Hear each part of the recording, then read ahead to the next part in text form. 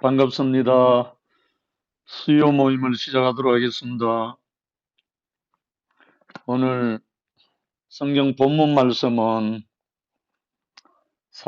요한복음 6장 47절부터 63절까지인데요. 조금 길지만 한번 읽어볼게요. 진실로 진실로 너에게 이르노니 믿는 자는 영생을 가졌나니 내가 그 생명의 떡이로라. 너희 조상들은 광야에서 만나를 먹었어도 죽었거니와 이는 하늘로서 내려오는 떡이니 사람으로 하여금 먹고 죽지 아니하게 하는 것이니라. 나는 하늘로서 내려온 산 떡이니 사람이 이 떡을 먹으면 영생하리라. 나의 줄 떡은 곧 세상의 생명을 위한 내 살이로라 하시니라. 이러므로 유대인들이 서로 다투어 가로되 이 사람이 어찌 능히 제 살을 우리에게 주어 먹게 하겠느냐. 예수께서 이르시되 내가 진실로 진실로 너에게 이르노니 인자의 살을 먹지 아니하고 인자의 살을 피를 마시지 아니하면 너희 속에 생명이 없느니라. 내 살을 먹고 내 피를 마시는 자는 영생을 가졌고 마지막 날에 내가 그를 다시 살리리니 내 살은 참된 양식이요 내 피는 참된 음료로다. 내 살을 먹고 내 피를 마시는 자는 내 안에 거하고 나도 그 안에 거하나니 살아계신 아버지께서 나를 보내심에 내가 아버지로 인하여 사는 것 같이 나를 먹는 그 사람도 나로 인하여 살리라. 이것은 하늘로서 내려온 떡이니 조상들이 먹고도 죽은 그것과 같지 아니하여 이 떡을 먹는 자는 영원히 살리라. 이 말씀은 예수께서 가버나움 회당에서 가르치실 때에 하셨느니라. 그리고 63절에 살리는 것은 영이니 육은 무익하니 내가 너에게 이런 말이 영이요 생명이라. 아멘. 아멘. 오늘 이 말씀 내용을 보면 거의 식인종이 하는 말 비슷해요. 사람을 먹는 내 살을 먹고 내 피를 마시면 영원히 산다. 참 육신적인 생각 갇혀 있는 분들에게는 이해가 되지 않는 부분이죠.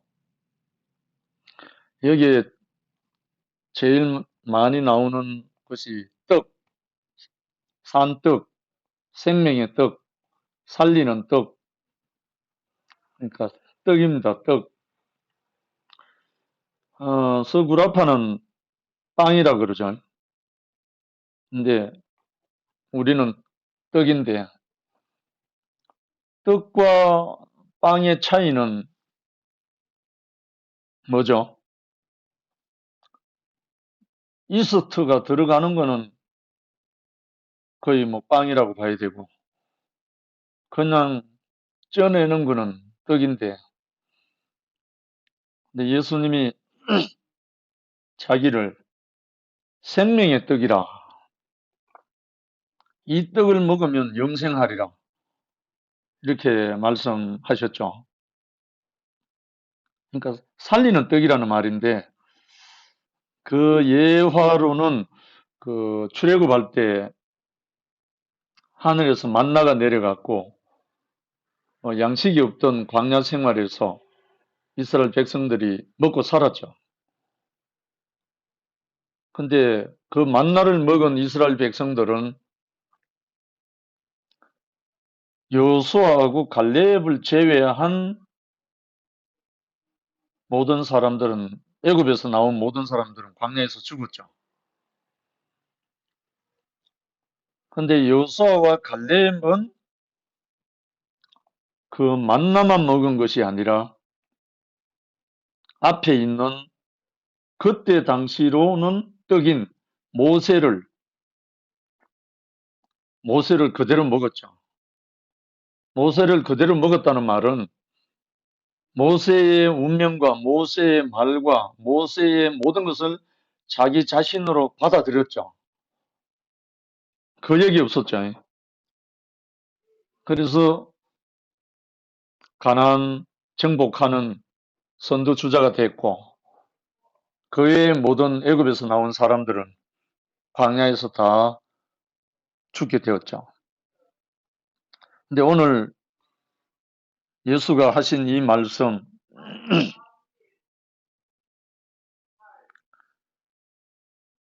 보통 신앙생활 할 때 이 말씀들을 모르는 사람이 아무도 없거든요.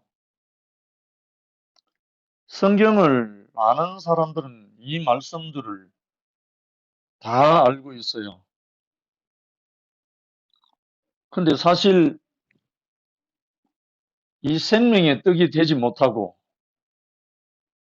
영생하도록 살리는 떡이 되지 못하고 그냥 성경 말씀으로만 남아있잖아요.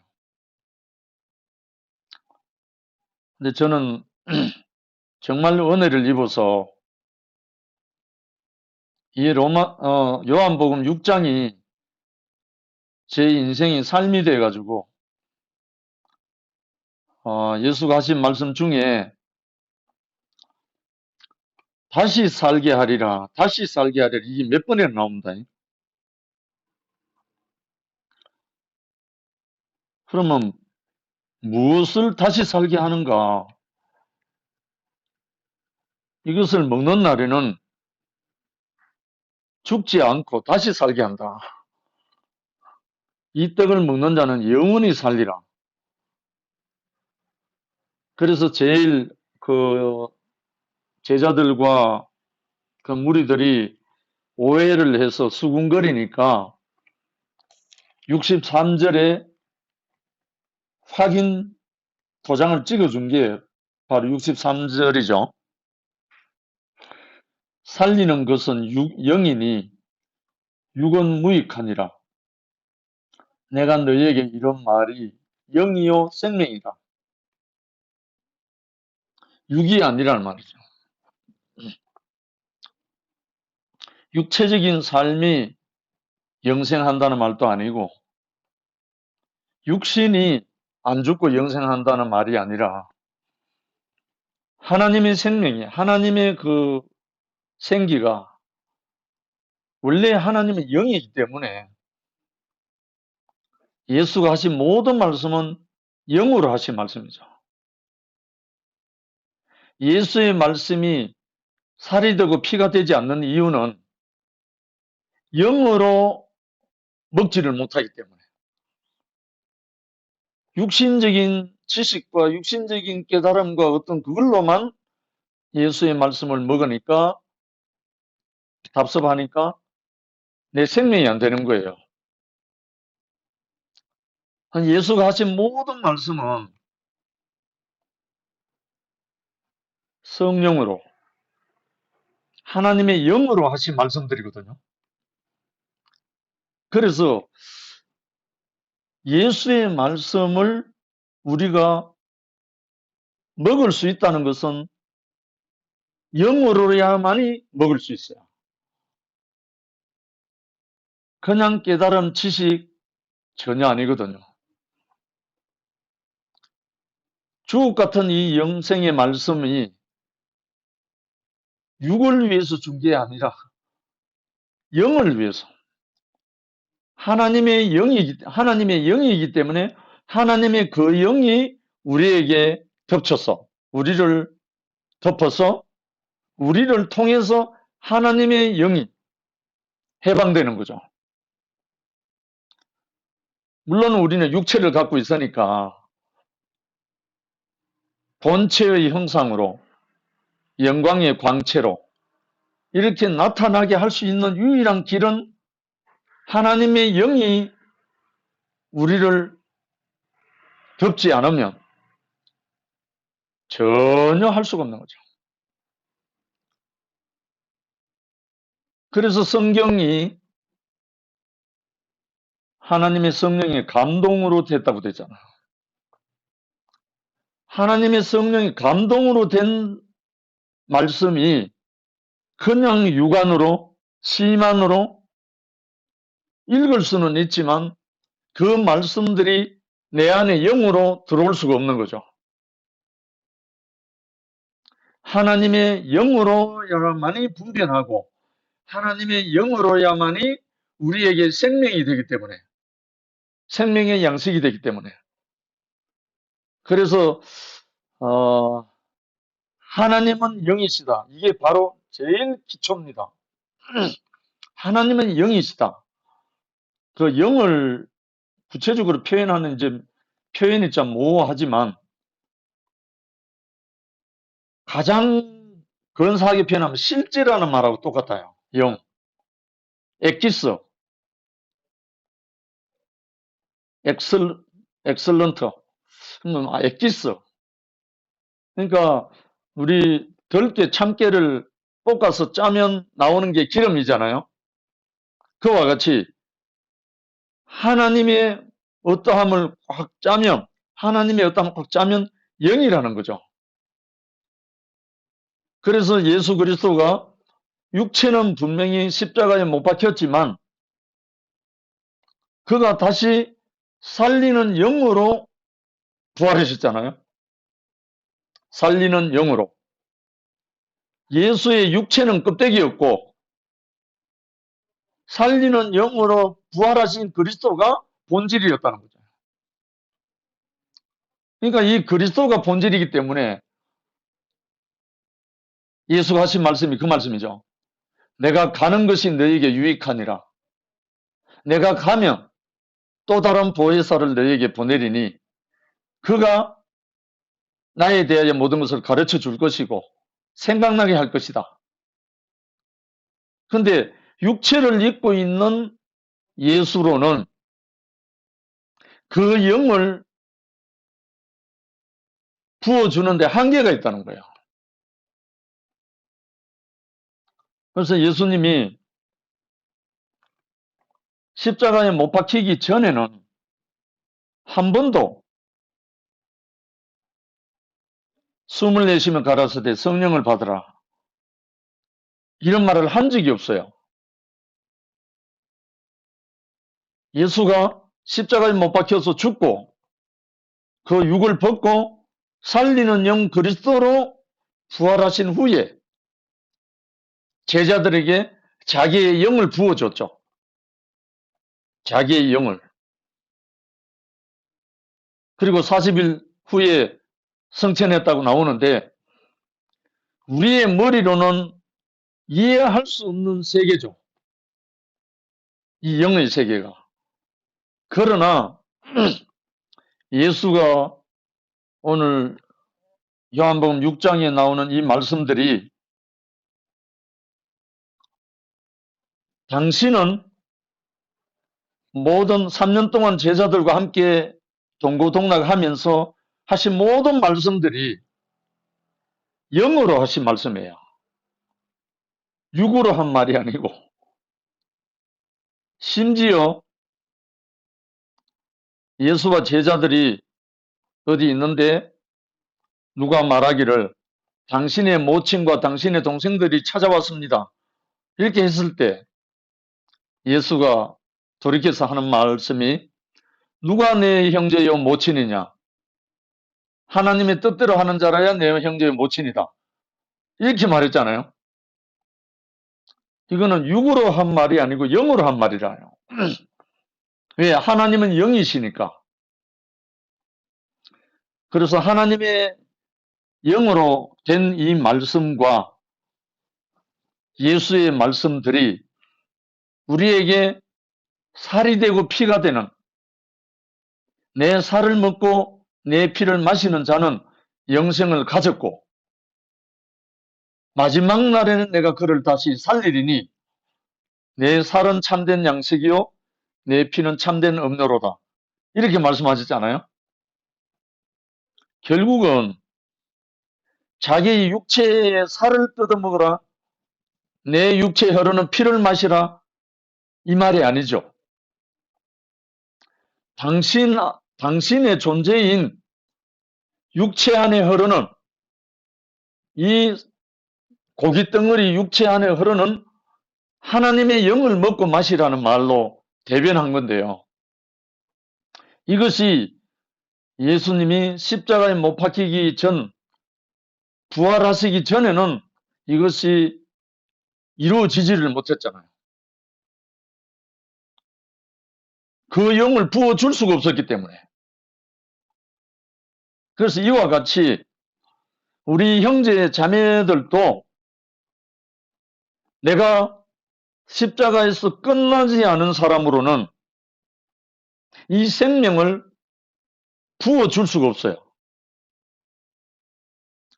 내가 십자가에서 이 육체의 어떠함이 끝나고 바울의 말을 빌리면 육신의 정욕과 안목의 정욕과 이생의 자랑, 이것이 십자가에서 도말되고 하나님의 영으로 나를 덮었을 때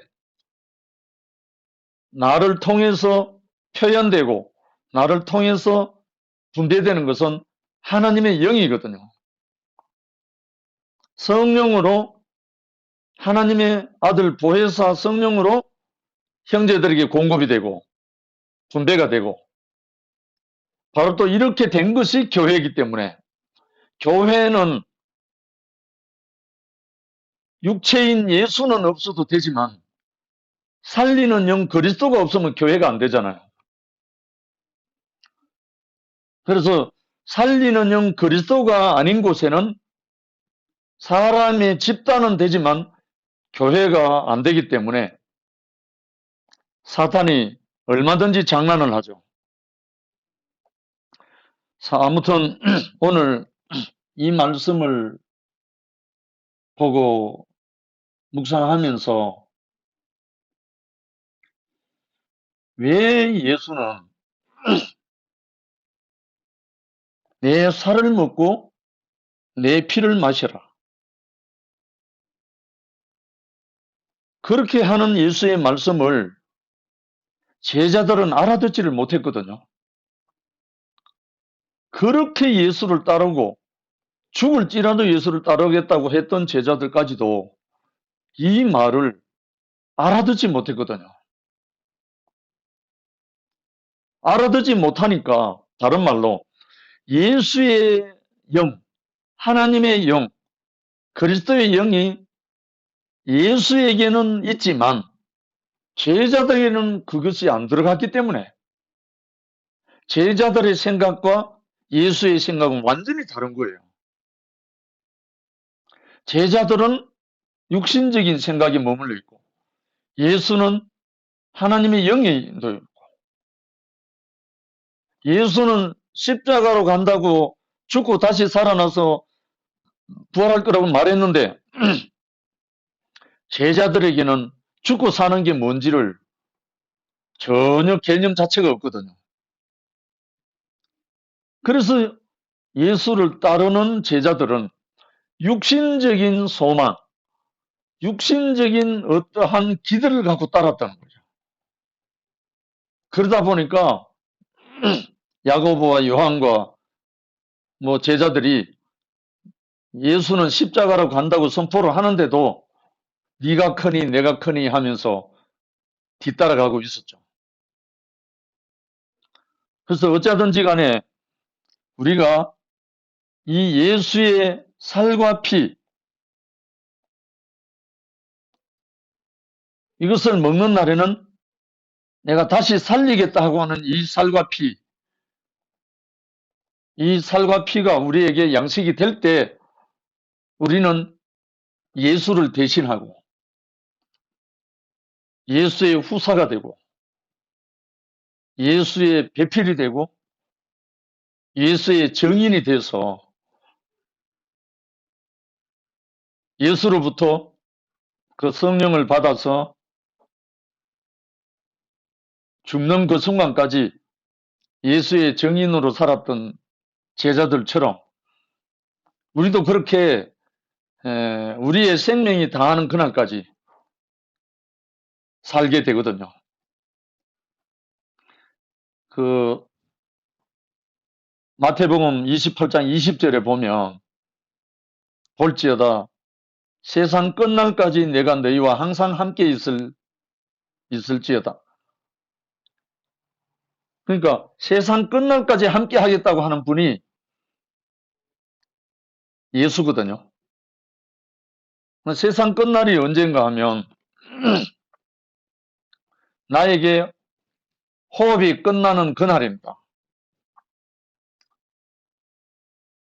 우리의 육체가 살아있을 때까지, 우리의 호흡이 끝나는 그때까지 뭐가 함께 하나 하면 하나님의 영, 예수의 영, 성령이 함께 하시는 거예요. 그러니까 성령의 집이고 하나님 성전이 되고 하나님의 교회가 되고 우리 존재 자체가. 그래서 우리에게 숨이 끝나면 하나님의 영, 그리스도의 영은 더 있을 수가 없죠.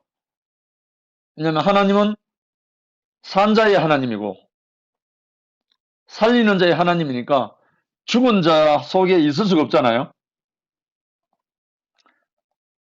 그래서 예수님이 나는 하늘로서 내려온 산떡이니 사람이 이 떡을 먹으면 영생하리라.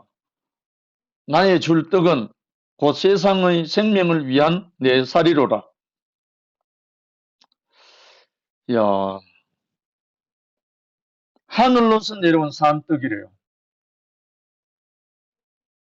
떡은 생명의 떡이잖아요. 양식이고. 근데 이 떡을 먹으면 영생한다. 그 성경의 영생이란 말 자체가 영어로는 이터널 라이프잖아요.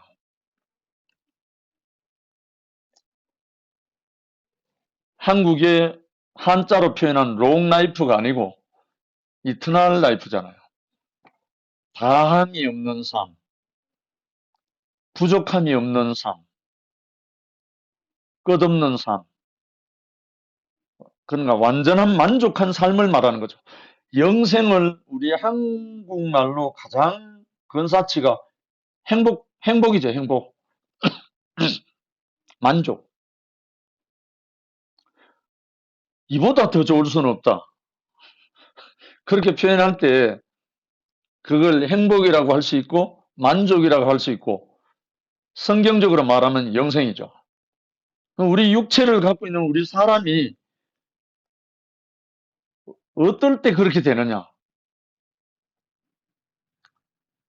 언제 그렇게 영생을 누리게 되느냐?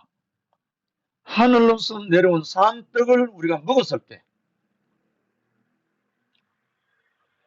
영생인 그 사람, 생명의 떡인 그 사람을 우리 존재로 먹었을 때 우리는 여한이 없는 만족한 삶이 우리에게 주어지는 거죠. 내가 곧 부활이요 생명이라고 했던 예수,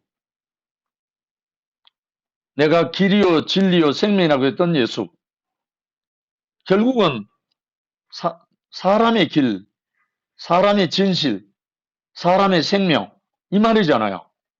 뭐 특별히 다르게 할 것 없이 사람의 길이고 사람의 진실이고 사람의 생명이다. 누가? 예수 그리스도가. 이 예수 그리스도 존재 자체가 우리에게 하늘로서 내려온 산 떡이라 그러죠. 생명의 떡이라. 이 예수를 정말 이거 알고 보면 정말 감격스러운. 우리가 예수를 안다. 우리가 예수를 먹었다. 이것만큼 영광스러운 인생이 없거든요. 이 예수, 비록 33살에 십자가 처형당한 역사의 한 줄로 나오는 그 사람으로 있지만 이 한 사람이 전 인류의 생명의 떡으로 영생의 주로 이렇게 우리에게 주어졌단 말입니다. 이 33년의 삶 속에서 다 이루었다 하시고 큰 소리로 운명은 했지만 그것이 끝이 아니고 제3일에 부활하시었어요. 제3일에 부활하셔서 분명히 예수의 육체는 죽었는데 살리는 영 그리스도가 부활하셨단 말입니다. 이 그리스도, 부활하신 이 그리스도가 자기를 따르던 제자들에게 다시 찾아가서 40일 동안 동고동락 하다가 마지막 유정을 하고 성령을 부어주고, 숨을 내쉬며 가라사대 성령을 받으라 해서 성령을 부어주고, 그 다음에 감람산에서 성천하기 전에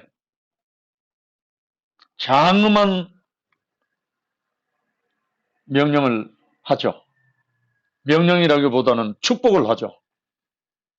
하늘과 땅의 모든 권세를 내게 주셨으니 그러므로 너희는 가서 모든 족속으로 제자를 삼아 아버지와 아들과 성령의 이름으로 세례를 주고 내가 너희에게 분부한 모든 것을 가르쳐 지키게 하라. 볼지어다 세상 끝날까지 항상 너희와 함께 있으리라. 할렐루야. 이 그리스도를 우리가 영접했다는 말입니다. 우리의 영원한 생명의 주로 본체의 형상으로 오시고 영광의 광채로 오셔서 예수를 먹으면 곧 예수로 살게 되는 거예요. 예수의 살과 예수의 피, 예수의 그 생명, 살리는 영, 생명 주는 영을 우리가 받아 먹으면 우리가 다른 사람으로 사는 게 아니고 본래 하나님이 예비하셨던 우리의 형상을 따라 우리의 모양대로 우리가 사람을 만들게 했던 그 사람, 그리스도, 그 사람으로 우리를 다시 살리셔서 그렇게 살게 한다는 거예요. 이것이 영원한 하나님의 계획이고 예수의 목적이었고, 그래서 예수가 33세에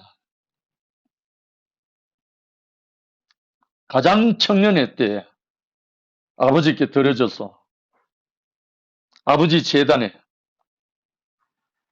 제물로 그리고 노뱀으로 이 사람을 우리 자신으로 발견하고 쳐다본 사람들에게 이 사람의 운명과 이 사람의 그 살리는 영이 그 사람에게 흘러 들어가서 우리가 선악과의 불뱀에 물려서 죽어가던 우리들을 그 영원한 그 생명의 해독제로 말미암아 그리스도로 말미암아 우리가 살아나서 그렇게 살게 한다는 거예요. 그래서 저는 우리 교회의 이러한 현상에서 새로운 소망이 일어나는 거 있죠. 우리가 이 예수를 알면, 이 살리는 영으로 오신 그리스도 이 예수를 알면 우리는 무엇에도 흔들리지 않고 온전히 하나님의 나라의 영광의 광채로 본체의 형상으로 우리가 살아날 그날이 오겠구나 하고 소망이 되고요. 예수가 우리에게, 물론 예수는 유대 땅 나사렛, 갈릴리, 베들레헴 조그마한 땅 주변을 돌다가 가신 분이지만 인류 역사 이래 이분만큼 말씀과 삶 그리고 자기 말과 뒤에 모든 것이 일치된 분은 아무도 없잖아요.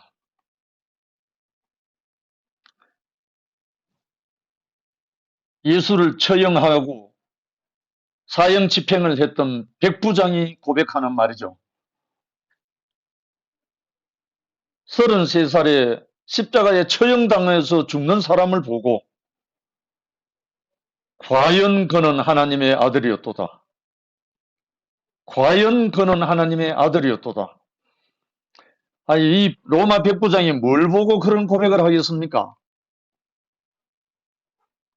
로마 시저도 아니고 영웅도 아니고 능력자도 아니고 처참하게 십자가에 처형당하는 이 사람을 보고 과연 그는 하나님의 아들이었도다. 이 고백을 들은 이 나사렛 예수, 이 한 분을 우리가 더 구체적으로, 더 깊이 이분의 살과 피, 생명이요 영이신 이분이 우리에게 약속하신 자기 이름으로 구하면 넉넉히 부어주겠다고 약속하신 분, 내 이름으로 구하면 모든 것을 들어주겠다고 약속하신 분, 예수 이름으로 뭘 구하겠습니까? 예수 이름으로 보혜사 성령을 구하는 거죠. 그렇게 구하면 넉넉하게 차고 넘치도록 부어주시기로 약속하신 분이에요. 저는 목사님과 교회를 만나기 전에 이런 체험도 하고 여러 가지 했지만 제가 딱 걸렸던 벽이 뭐냐면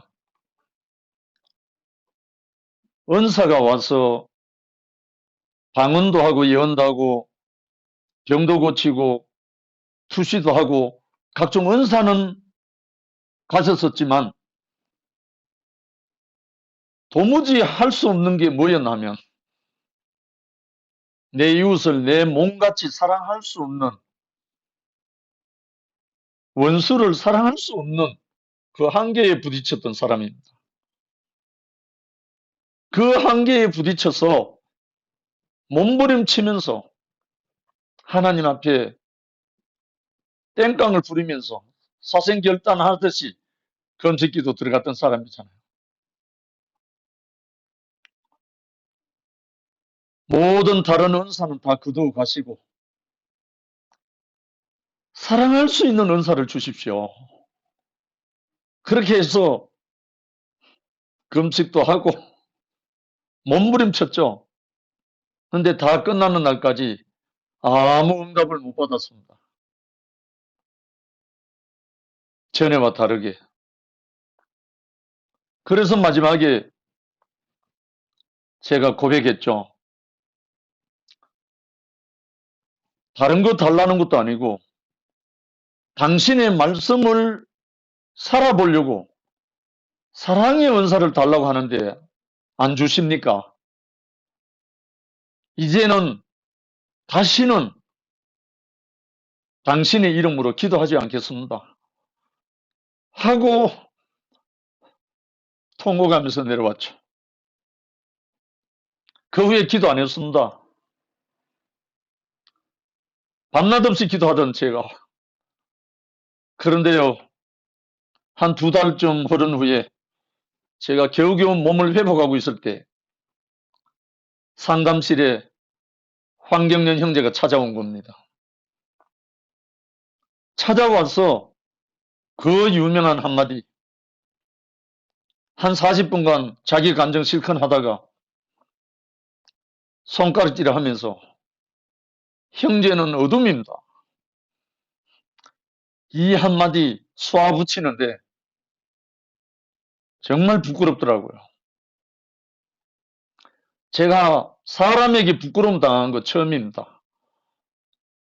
하나님 앞에는 늘 부끄러움 갖고 회개기도 하고 했지만 사람 앞에 부끄러운 건 그때가 처음이었어요.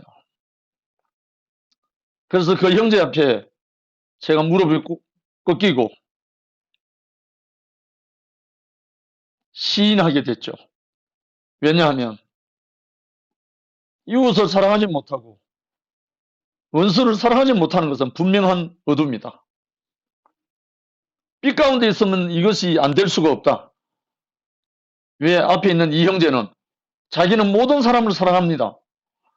모든 사람 나와 같이 되기를 원합니다. 이렇게 고백하는 형제였기 때문에 그 형제가 하는 그 말에 저는 완전히 걸려버렸죠. 그래서 그때 저에게 그 어두움을 시인하고 났는데 저에게 별천지가 펼쳐졌어요. 너무나 시원한 새로운 세계가 펼쳐졌어요. 아, 내가 어둠이 맞구나 하고 속으로 마음으로 했는데 갑자기 부끄러움이 사라져버리고 너무나 밝은 빛이 내 안으로 들어온 것 같은, 지금 돌아보니까 그때 이 형제를 보내갖고 내가 하나님 앞에 땡강 부리고 기도했던 그 응답이 이 형제를 보내갖고 나의 어두움을 드러나게 해서 어두움을 빛으로 치환해 주신 거예요. 어두움 가운데서는 사랑할 수가 없어요. 어두움 가운데는 정오, 미움, 질투 모든 게 다 나오죠. 근데 빛 가운데는 사랑밖에 안 나오는 거예요. 그 후에 제가 목사님을 한 일주일 후에 다시 목사님을 만났죠. 그리고 목사님을 통해서 지금 남아있는 한마디는 너는 흙이니 흙으로 돌아갈지니라. 이 말씀이 제게 남아있습니다. 다른 것은 다 사라지고 그 후부터 저는 어두움과 흙, 이 두 단어가 제 전 인생을 덮었습니다. 아, 내 존재 자체가 흙이구나. 살아있는 흙이구나. 흙이 무슨 아무것도 할 수 없이 농부가 없으면 아무짝에도 할 수 없는 흙이잖아요. 씨가 오지 않으면 농부가 없으면 잡초밖에 날 수 없는 거고. 그리고 어두움. 빛이 오지 않으면 아무것도 모르는, 참 그 운명이 밝혀지고 황경현 형제를 통해서 그때 어두움 가운데 빛으로 안수를 받은 거예요. 어둠에 있던 제가 너무나 생명의 빛으로, 그 생명의 떡으로, 생명의 살과 피로 저에게 완전히 먹여줬던 거예요. 그 후로 저에게는 전혀 다른 세계가 열렸어요. BC와 AD가 나눠져졌어요. 제 인생이 그 후로부터 전에 그토록 신구약 성경 31,102구절을 양식으로 삼아서 살던 제 인생이 손에서 성경을 놓게 됐죠. 조금도 부족함이 없었습니다. 그동안에 내 안에 살아 움직이던 모든 성경들이 살아 움직이기 시작한 거예요. 저는 아무리 사랑하려고 해도 안 되던 살과 피, 영생, 생명의 떡, 아무리 알고 뭐 다 해도 이루어지지 않던 것이 이 빛 가운데로 옮겨지고 그 생명의 성령의 법이 저를 덮고 나니까 사람을 사랑하지 않고는 존재가 없는 거예요. 이렇게 우리를 완전히 다른 세계로 옮기시는 것이 바로 예수 그리스도의 영, 그가 보내신 보혜사 성령, 하나님의 영이시였다고요. 저는 태국에 입문하면서 그 성령, 그 살리는 영을 선물로 받았잖아요. 그러고 나니까 아무것도 부족함이 없는 거예요. 그래서 교회 안에서 이런저런 과정도 많이 있었지만 생명은 자란다고, 육신의 목숨도 성장통이 있듯이 이 생명의 어떠함도 성장통이 있다는 것을 제가 많이 알게 됐습니다. 그래서 오늘날까지 전적인 하나님의 은혜로 예수께서 약속하신 또 다른 보혜사, 그의 영으로 말미암아 예수의 정인으로 함께 살도록 인도해 주셨습니다. 우리 형제 자매들 모두가 우리 교회의 어떠함으로 인해서 방황하고 헷갈리고 마음 고생할 거 아무것도 없습니다. 살리는 영 그리스도로 말미암아 우리 모두가 새롭게 온전히 본체의 형상으로 영광의 광채로 그렇게 살게 될 것입니다. 주님을 찬양합니다. 아멘. 아멘.